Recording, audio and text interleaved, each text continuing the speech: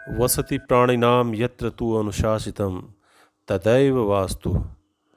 अर्थात प्राणियों के निवास का अनुशासन ही वास्तु है। ओम नमः शिवाय। दर्शकों, मैं पंडित अनूप मिश्रा आपका स्वागत करता हूं ज्योस्तु द लाइफ मंत्रा में। दर्शकों, आज के समय वास्तु के लिए अवेयरनेस बढ़ी है। अब लोग ज़मीन लेते समय या फ्लैट लेते समय एक बार वास्तु की बात अवश्य सोचते हैं। और इस दौर में जैसे जैसे अवेयरनेस बढ़ी है, वास्तु को लेकर कुछ भ्रम की स्थितियां भी बढ़ी हैं। दर्शकों, वास्तु को लेकर जो भ्रम की स्थितियां बनी हैं, इसमें सबसे बड़ा विषय है द्वार वेद को लेकर। आज के वीडियो में हम बात करेंगे द्वार वेद की। आज के वीडियो में मैं आपको बताऊंगा द्वार वेद के बारे में, इससे जुड़े हुए भ्रम के बारे में, और यदि आपके मकान में द्वार वेद आप महसूस करते हैं तो शास्त्रोक्त निदान भी आपको बताऊंगा।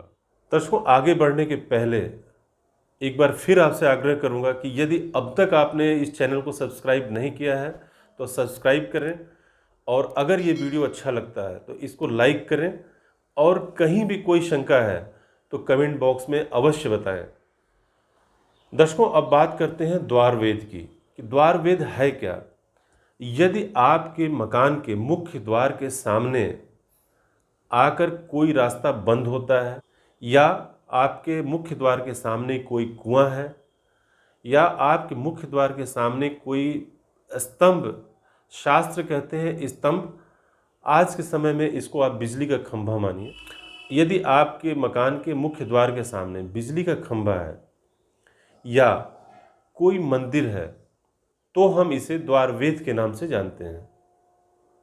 दर्शकों, पीछे जो मैंने भ्रम शब्द इस्तेमाल किया है इस वीडियो में, उसके बारे में बताना चाहूँगा।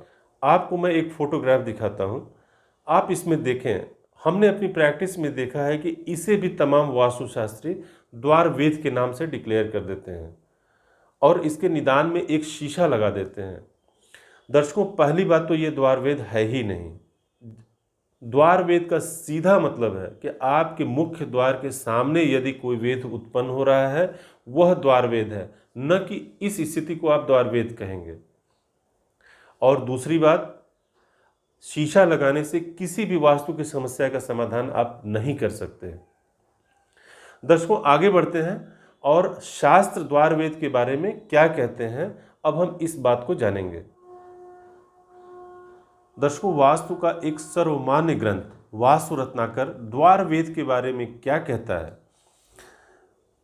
रथ्यविद्धम द्वारम नाशाय कुमार दोषदम तरुणा पंक द्वारे शोको व्योम बुनिह श्राविणा प्रोक्ता कूपे नापस्मारो भवति विनाशस्य देवता विद्धे स्तंभेन स्त्री दोष कुल नाशो ब्राह्मणाभिमुखे।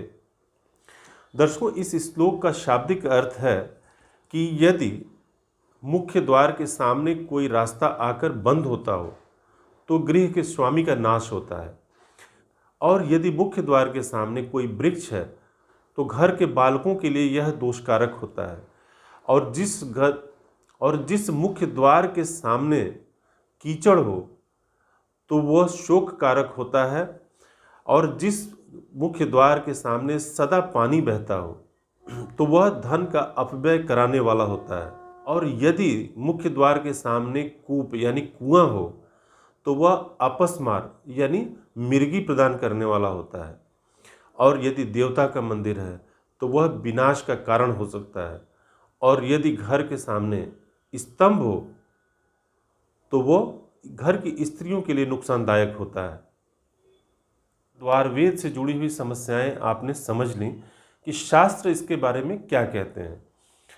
अब आपको मैं यह बताना चाहूँगा कि शास्त्र स्वयं इसका ऐसा समाधान देते हैं जिससे कि आपकी 90% समस्याएं स्वतः हल हो जाती हैं, और ऐसा हमने अपने निजी प्रैक्टिस में भी देखा है कि द्वार वेद का केवल एक भ्रम ही होता है, समस्याओं का स्वतः निदान हुआ दिखता है।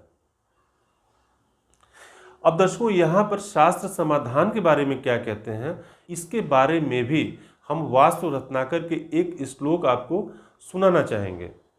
शास्त्र कहते हैं, द्वार विद्धम शोभनम च तरुणाकोण भ्रम स्तंभकः कूपे नापि च मार्ग देव भवने विद्ध तथा कीलकः उच्छ्रायाद द्रिगुणाम विहाय पृथ्वी वेदो न भित्यंतरे प्रकारांतर राजमार्ग परता वेदो न कोण द्वय। दर्शकों, इस श्लोक का शाब्दिक अर्थ है कि तमाम वो चीज़ें जो हमने पहले डिस्कस किया था कि इन चीज़ों से द्वारवेद होता है, इसका निदान क्या है। शास्त्र कहते हैं कि यदि मकान की ऊंचाई की दोगुनी जमीन आगे छुटी हुई है उसके बाद ये वेद है तो इस दोष का स्वतः निदान मान लें। यदि आपके मुख्य द्वार के सामने कोई मार्ग आ रहा है और कोई राजमार्ग उसको अगर काटता हो तो भी इसका स्वतः निदान हो जाता है। तो दर्शकों, इसका समाधान कितना आसान है, शास्त्रों ने स्वतः इसका समाधान दिया। इन समाधानों के बाद भी यदि आपको लगता है आपके मकान के मुख्य द्वार के सामने द्वारवेद है तो किसी वास्तुशास्त्री की सेवा अवश्य लें। इसके छोटे छोटे समाधान होते हैं जिससे कि आप इन समस्याओं का निदान पा सकते हैं। दर्शकों, कमेंट बॉक्स में अवश्य लिखें कि ये वीडियो आपको कैसा लगा, और यदि आपको ये वीडियो अच्छा लगा हो तो अपने मित्रों को अवश्य शेयर करें। बहुत बहुत धन्यवाद।